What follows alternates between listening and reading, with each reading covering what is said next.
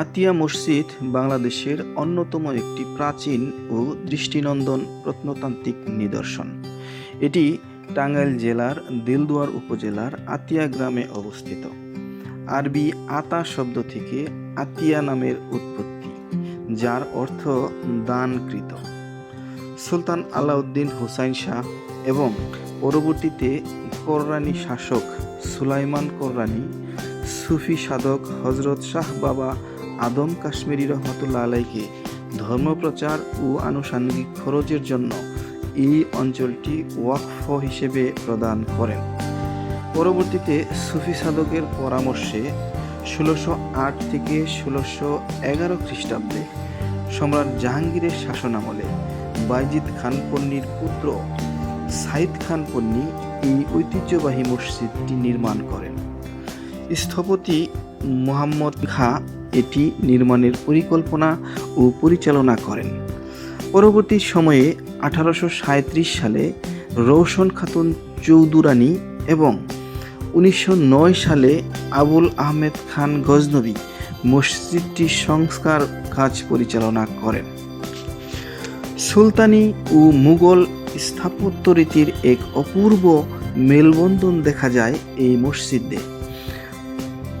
লাল ইট ও চুন সুরকি দিয়ে নির্মিত মসজিদটি আয়তাকার।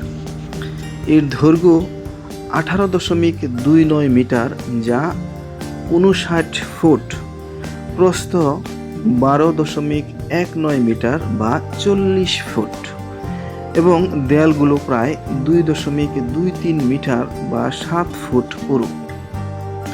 মূল নামাজ কক্ষের উপর একটি বড় গম্বুজ এবং পূর্ব পাশের বারান্দার উপর ছোট 3টি গম্বুজ রয়েছে, মোট 4টি গম্বুজ। মসজিদের 4 কোণে 4টি অষ্টকোণাকৃতির মিনার বা রত্নস্তম্ভ রয়েছে, যা উপরের দিকে ছোট গম্বুজের রূপ নিয়েছে।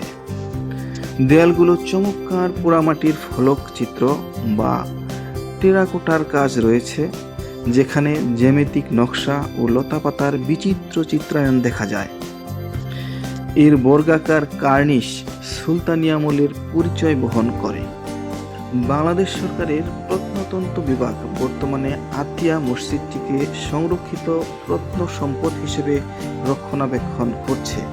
সাধারণ মানুষের কাছে মসজিদটির ঐতিহাসিক পরিচয়ের বড় একটি মাধ্যম হল বাংলাদেশের পুরনো 10 টাকার ব্যাংক নোটে আতিয়া মসজিদের ছবি মুদ্রিত ছিল।